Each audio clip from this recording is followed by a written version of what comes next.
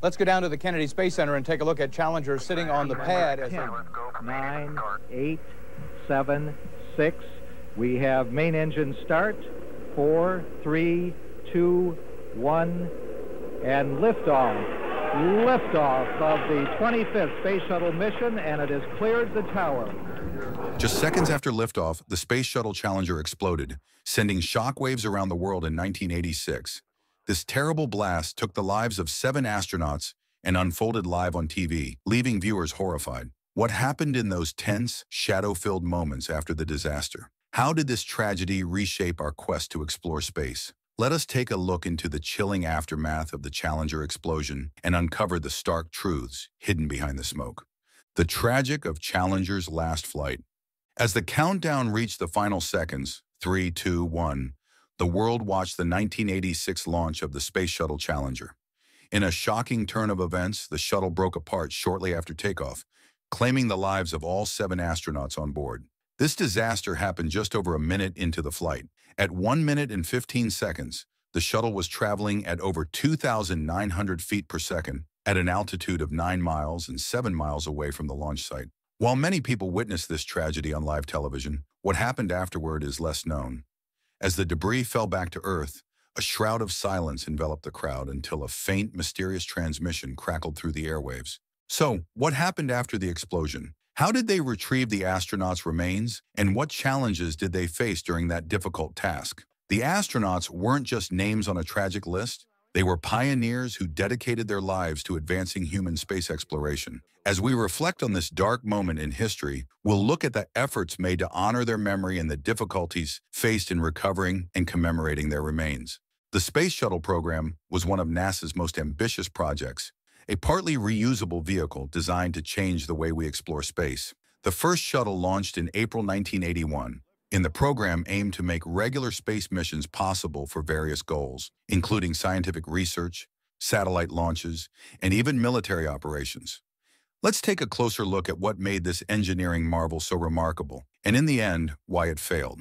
Challenger, which was first created as a test model, was later turned into a fully operational spacecraft. The shuttle's design was groundbreaking. The orbiter carried both the astronauts and the cargo, which could range from scientific instruments to satellites. At its heart were 3 Space Shuttle main engines, which gave the shuttle the power to reach orbit. These engines ran on fuel from the large external tank and were key to getting the shuttle through the toughest part of the journey, escaping Earth's gravity. But here's the thing. The real push during liftoff came from the solid rocket boosters. These huge rockets provided most of the thrust needed to get the shuttle off the ground. After about 2 minutes of flight, they would break away from the shuttle and fall into the Atlantic Ocean, where they were picked up, fixed, and used again. Assembled at the Kennedy Space Center, these SRBs were sealed with special O-rings to keep hot gases from escaping during the launch. But the worst part, it was those very O-rings that caused the disaster. On the cold morning of January 28, 1986, the O-rings, never tested in freezing temperatures, failed. This small failure triggered a chain of events that led to one of the most heartbreaking tragedies in the history of space travel. This shows just how important even the smallest components are when it comes to space missions. The SRBs were essential to launching the space shuttle. They provided most of the power needed to lift the shuttle into the sky. Each booster was made of separate sections that were put together at the Kennedy Space Center. Where these sections joined, called field joints, O-rings were used to seal the connection. These joints worked by having the end of one segment fit into a U-shaped slot in the next segment. 2 O-rings made of tough rubber were placed in these slots to block any hot gases from escaping during launch. However, even in the 1970s, there were already concerns about the O-rings. The problem was that under pressure, the O-rings could move out of their grooves instead of just compressing to form a tight seal. This movement was seen as a risk because it could weaken the seal. The engineers and bosses faced tough decisions about the O-rings risks. O-ring risks in the space race. But this wasn't considered the worst part yet. Despite these warnings, NASA and Morton Thiokol, the company responsible for the boosters, decided the O-ring movement was acceptable. They believed that if one O-ring failed, the second one would still be able to hold back the gases. However, tests and real launches later proved this belief wrong. In 1977, a test showed that the joints could twist during a launch, pulling the parts away from each other and making the O-rings less effective at sealing. NASA engineers, aware of the risk, suggested redesigning the joints to improve the seal around the O-rings. Unfortunately, these suggestions weren't acted on right away. NASA's leadership focused on moving forward with the current design. By 1980, NASA's verification team requested more tests to check how well the joints worked under different conditions, like cold weather or when only one O-ring was used. However, the program managers felt the tests already done were enough and decided not to do more. And this wasn't even the most alarming part yet. In December 1982, updates showed that the secondary O-ring couldn't always act as a reliable backup if the first one failed due to joint movement. This led to the O-rings being classified as a higher risk, meaning their failure could result in the loss of the shuttle and crew. The first sign of an O-ring problem during flight was in November 1981 on the second shuttle mission, STS-2. Even then, the serious flaws in the design were not fully addressed until after the Challenger disaster. In 1981, engineers noticed a small amount of damage, called erosion, on the O-ring of a space shuttle. This was a subtle hint that the design might not be as reliable as they initially thought. Over the next few years, the concern became more obvious. For example, in August 1984, after a space shuttle mission, engineers found that soot had slipped past the primary O-ring and settled between it and the secondary O-ring on the left solid rocket booster. Even though the secondary O-ring wasn't harmed, this showed that the primary one wasn't sealing properly. Hot gases were leaking through, which was a serious danger. This issue became even more apparent in January 1985 during the coldest launch ever for the space shuttle. The temperature dropped so low that the O-rings became stiff, reducing their ability to seal the joints properly. After the launch, inspections showed that the O-rings on both rocket boosters had worn away. Engineers from Morton Thiokol realized that the cold weather made the O-rings stiff, which prevented them from doing their job. Hot gases and soot were able to get through the primary O-ring, increasing the chances of a serious accident. As 1985 went on, O-ring erosion became a regular problem in nearly all shuttle flights. Both the primary and secondary O-rings were affected, which was alarming for both Morton Thiokol and NASA. However, despite this, they didn't immediately take big steps to fix the issue. Engineers, led by Alan McDonald and Roger Bajarski at Morton Thiokol, pushed for a redesign of the joints where the O-rings were placed. They suggested a new design with a metal lip to reduce joint movement and prevent parts from separating during launch. They also proposed adding a spacer for better heat protection and a thicker O-ring for a stronger seal. By the middle of 1985, Morton Thiokol had started producing new rocket booster casings with these changes, but they wouldn't be ready until the following year. In the meantime, NASA continued using the old design and kept up a busy launch schedule. This decision to keep flying without making immediate improvements would eventually lead to the tragic Challenger disaster. With the crew set, excitement built despite unnoticed dangers. The tragedy of Challenger. The crew for the doomed ST-51L mission was announced on January 27, 1985, almost a full year before the disaster's launch. The Commodore, Francis Richard Dick Scobie, had already flown the Challenger once before. Michael J. Smith, a highly accomplished Navy pilot, was chosen as the pilot for his first space mission. The team also included mission specialists like Ellison Onizuka, the first Asian-American astronaut who had flown on a Discovery mission before, Judith Resnick, an experienced engineer and the second American woman in space, and Ronald McNair, a physicist who had previously flown on the Challenger. But the worst part wasn't just the O-rings. The crew also included two payload specialists, Gregory Jarvis, an engineer from Hughes Aircraft who was set to perform fluid dynamics experiments in space, and Krista McAuliffe, a social studies teacher from New Hampshire. McAuliffe was a special part of the crew because she would have been the first private citizen in space, planning to deliver educational lessons live to students all over the country. The mission had several important goals, such as deploying satellites and conducting scientific experiments.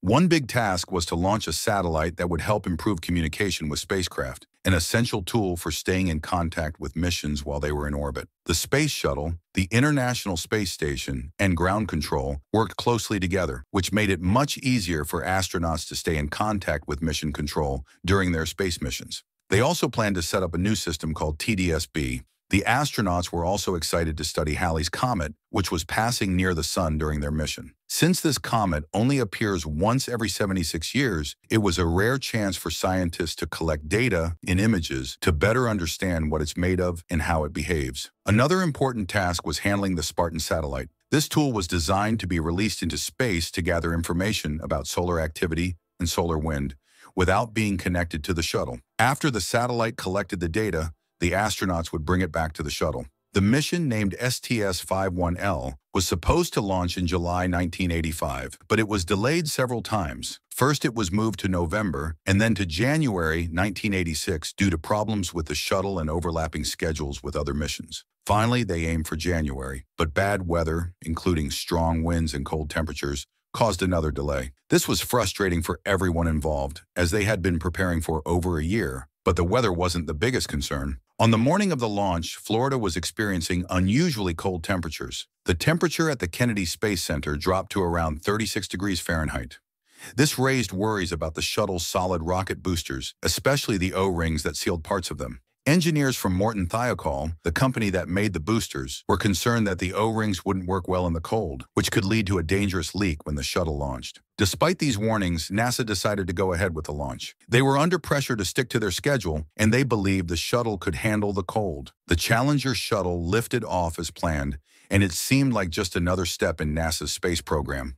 But something was wrong. Just moments after takeoff, dark gray smoke appeared from the right solid rocket booster. This was the first sign of a tragedy that would become one of the most devastating events in the history of space exploration. Smoke started to come from the lower part of the rocket that connected the solid rocket booster, SRB, to the external fuel tank just after the space shuttle took off. This smoke was caused by a problem in the joint of the right SRB, which happened because it was extremely cold on the morning of the launch. The cold weather affected the rubber O-rings that are supposed to keep hot gases inside, but because it was so cold, these O-rings didn't work as they should, allowing hot gases to leak out. With many challenges, the shuttle was ready to face a critical test. Challenger's final moments. There was also some rainwater on the launch pad before the shuttle took off, which might have made things worse by weakening the O-rings even more. As the hot gases leaked out, they started to damage the O-rings. Surprisingly, molten aluminum oxides from the burning fuel temporarily sealed the leak, but it wasn't a strong fix. It just slowed down the damage for a little while. As the shuttle went higher, it encountered strong winds, and the main engines slowed down to reduce stress during what's called maximum dynamic pressure, or max-Q. At this point, everything seemed fine, but then a camera picked up the first real sign of trouble. A fire appeared near the lower part of the right SRB, right before the shuttle passed through max-Q. The wind likely caused the weak patch to break, but this wasn't the worst part. The fire quickly got worse, and the SRB started to fail. The pressure inside dropped, showing that something was seriously wrong. The fire spread to the external tank, particularly the liquid hydrogen tank, causing a leak. Even though the shuttle's engines tried to adjust, it didn't help much. Everyone on board and the flight controllers still didn't realize just how bad things were getting. The last thing the crew mentioned was that they felt an increase in thrust, and they confirmed that everything seemed fine. However, they had no idea a disaster was about to strike. Soon after, the right SRB broke off because of the joint failure, which started a chain of events. The crew could feel the shift, and as the situation worsened, the pilot simply said, "Uh-oh." Right after that, vapor was seen coming from the external tank, and the back part of the liquid hydrogen tank broke off, releasing all the hydrogen. This caused the hydrogen tank to crash into the oxygen tank, leading to a huge explosion. The separation of the SRB made the shuttle unstable, and it couldn't handle the stress. It broke apart high in the sky, scattering debris over the ocean. But even after this, the two SRBs continued to fly uncontrollably until they were remotely destroyed. Back in mission control, people didn't immediately know what had happened until they lost communication, realizing they had just witnessed a tragic disaster. Communication with the Challenger spacecraft was suddenly lost. With a heavy heart, Nesbitt explained that flight controllers were working urgently to figure out the serious problem since they weren't receiving any data. Jay Green, the flight director, quickly activated emergency procedures. This included securing the facility and stopping all computer operations to save important information. This marked the beginning of the investigation into the tragic breakup of Challenger, which not only ended its mission, but also started a long investigation into what went wrong. However, debris was still falling from the sky, making the situation dangerous. The range safety officer had to delay recovery efforts until it was safe. By the evening, the recovery operation had grown, involving 12 planes and 8 ships, all focused on collecting pieces of the orbiter in the external tank. This work continued until February 7th. As time went on, the focus shifted to underwater recovery. The U.S. Navy led the effort to retrieve the right solid rocket booster, the crew compartment, and other fragments like parts of the orbiter and external tank. The USS Observer led the operation, which eventually included 16 ships from NASA, the U.S. Navy, the U.S. Air Force, and other contractors. They used side-scan sonar to search a large area of the ocean, and in the process identified 881 possible debris locations. After the disaster, a wide search began for both debris and answers. The Challenger's legacy. Out of all these, 187 pieces were confirmed to be from the orbiter. Finding and recovering the SRB debris was a tough job since the explosion scattered it across a wide area. Surface ships, along with divers and underwater robots, carefully lifted the SRB debris. Because the solid propellant in these pieces was dangerous, the fragments were kept underwater until they could be safely brought to shore. One key piece, a damaged field joint from the right SRB, was found using sonar and confirmed by divers before it was finally recovered. Recovering the crew and their remains was a delicate and sorrowful process. Divers first identified possible debris from the crew compartment, and the next day it was confirmed. Although the compartment had mostly survived the explosion, it was heavily damaged when it hit the ocean. The remains of the astronauts were affected by the harsh conditions of the sea. Weeks later, one astronaut's remains were still being found, and once recovered, the remains were taken to Dover Air Force Base for military honors before being given to their families. In the aftermath of the tragedy, President Ronald Reagan, instead of delivering the planned State of the Union address, spoke to the nation from the Oval Office with a heartfelt message to comfort the country. When Ronald Reagan and his wife visited the Johnson Space Center on January 31st, they attended a heartfelt memorial service for the astronauts who lost their lives in the Challenger tragedy. During the service, NASA jets performed a moving aerial tribute called the Missing Man Formation. A few months later, in April 1986, a report from the White House made it clear that NASA wasn't pressured to launch the shuttle under unsafe conditions. In his State of the Union speech on February 4th, Reagan took a moment to honor the Challenger crew. He praised their bravery and mentioned an X-ray experiment that was lost with the shuttle. The disaster led to big changes at NASA, starting with a complete redesign of the Space Shuttle's solid rocket boosters, SRBs. Following recommendations from the Rogers Commission, NASA created a new solid rocket motor, RSRM. This updated design included a mechanism to lock components in place, an extra O-ring to improve sealing, and heaters to keep the O-rings at the right temperature. From August 1987 to August 1988, NASA tested these redesigned boosters. They even added defects on purpose to see if the new design could handle the kind of problems that caused the Challenger accident. The tests went well, and the new design was approved for future missions, but the changes didn't stop there. NASA made other safety improvements across the Space Shuttle program. They updated the Space Shuttle main engines, SSMEs, with better item checklists and lowered the maximum thrust limits. The landing gear was also improved to help the shuttle land more smoothly, and a new emergency escape system was introduced, allowing astronauts to exit the shuttle from a side hatch and parachute to safety. However, this wasn't the worst part. Even after these changes, NASA still faced problems. After the Columbia disaster in 2003, it was clear that the safety practices introduced after the Challenger tragedy weren't fully followed. NASA's safety office, set up in 1986 to manage safety and quality, hadn't worked as independently as it should have, and some old safety issues remained. The Teacher in Space program, which sent a teacher like Krista McAuliffe on the Challenger, was canceled in 1990.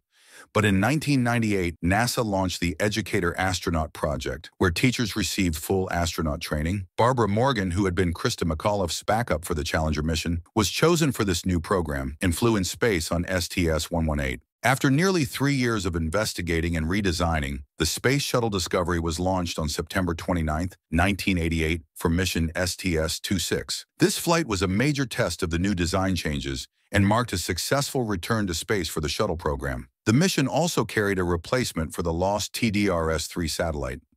The Challenger tragedy left a deep mark on NASA, changing how they approach space travel, both technically and procedurally. In 2004, President George W. Bush awarded the Congressional Space Medal of Honor to the Challenger and Columbia crews, recognizing their lasting contributions to space exploration. What do you think about NASA's decision to redesign the space shuttle? Was it enough to ensure safety? Leave your comments and subscribe for more.